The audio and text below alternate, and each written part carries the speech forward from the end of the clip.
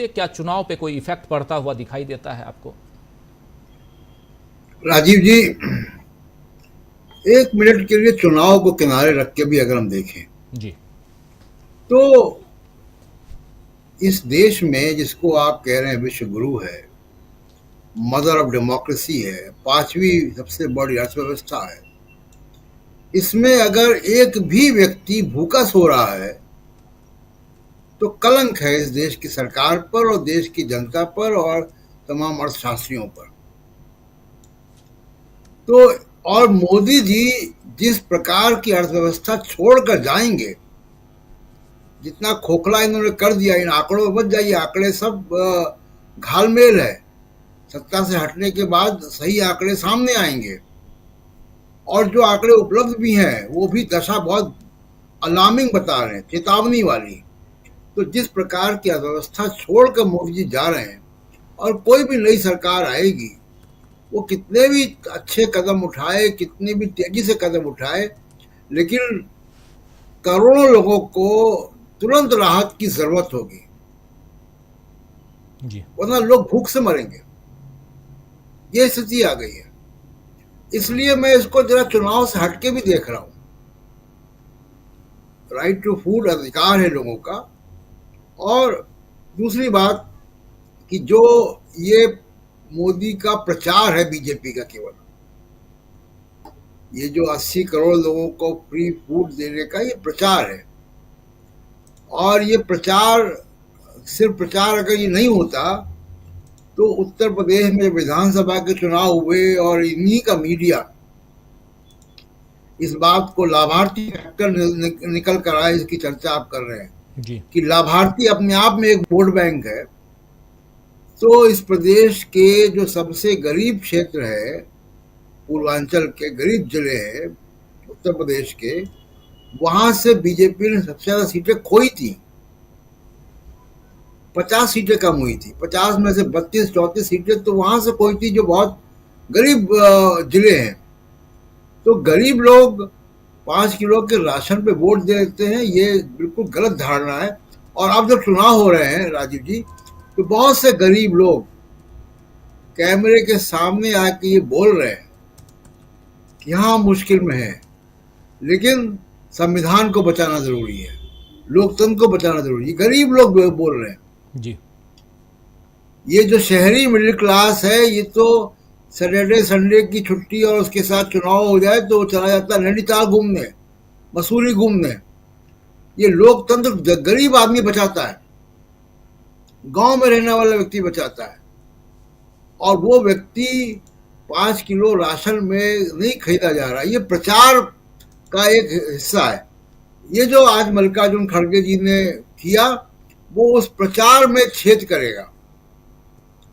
जनता का तो भला हो गई क्योंकि ये कह रहे तो इम्प्लीमेंट भी करेंगे, लेकिन उस प्रचार को बहुत बड़ा नुकसान पहुंचाएगा, क्योंकि इस वक्त सरकार के पास कुछ और तरीका नहीं है। दूसरी बात, जो इंडिकेशंस मिल रहे हैं तमाम राज्यों से, महाराष्ट्र से, बिहार से, उत्तर प्रदेश जो कि गढ़ है, कर्नाटक से जहां से 28 में से 25 सीटें बीजेपी ले आई थी, मेजर लॉसेस सुनाई दे रहे हैं जी।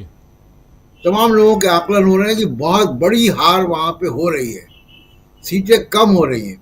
और ये सीटें कम होने का मतलब है कि बीजेपी के लिए बड़ा संकट का सामना होगा तीसरी बार सरकार बनाने के लिए। आसान नहीं है, बहुत मुश्किल रहा है। और लगातार रिपोर्ट्स आ रही हैं कि महाराष्ट्र में और बिहार में तो खासकर बहुत ही निगेटिव रिपोर्ट आ रही है। उत्तर प्रदेश से खबरें मिल रही हैं कि बहुत बुरा हाल होगा बीजेपी का। योगेंद्र यादव हमारे इंटरव्यू में कह चुके हैं कि 50 सीटों से कम आएंगी बीजेपी को। 50 सीटों से अगर कम आ रही बीजेपी तो आप ये मान लीजिए उत्तर प्रदेश में जी। तो ये मान लीजिए कि फिर सरकार इनकी नहीं बन रही अगर ये बात हो जाती है तो। तीसरी बात, जो मोदी साहब ने 24 घंटे के अंदर वापस हिंदू मुसलमान पे आ गए, इसकी चर्चा आप कर रहे हैं कि कल एक इंटरव्यू आता है उन्हीं के समर्थक मीडिया में और जिसमें कह रहे हैं कि अगर मैं हिंदू मुसलमान करूंगा तो मैं सार्वजनिक जीवन से संन्यास ले लूंगा, और उस बात को 24 घंटे भी नहीं हुए और फिर हिंदू मुसलमान का जहर उनके मुंह से सुनाई देता है। ये क्या वजह है? जैसे आप कहते हैं, क्या वो जनता को बेवकूफ समझते हैं? बिल्कुल बेवकूफ समझते हैं। और जो इस बात पे विश्वास कर ले रहे हो कल के इंटरव्यू में मोदी जी के ऊपर, तो वाकई वो मूर्ख हैं। ये मोदी जी खुद कह रहे हैं कि आप मूर्ख हैं क्योंकि आप हमारी बात पे विश्वास कर रहे हैं। 24 घंटे के अंदर अंदर अगर वो पलट जाते हैं। और दूसरे, सबसे बड़ी शर्म की बात इस देश के चुनाव आयोग के लिए है, मॉडल कोड ऑफ कंडक्ट का पहला सेंटेंस यही कहता है कि आप धर्म के आधार पर वोट नहीं मांगेंगे, जी, धर्म के आधार पर समाज को बांटने का काम नहीं करेंगे। ये मॉडल कोड ऑफ कंडक्ट की शुरुआती लाइनें कह रही हैं। और ये तीनों चुनाव आयुक्त कान में रुई डाल के बैठे हुए हैं चुनाव आयोग में।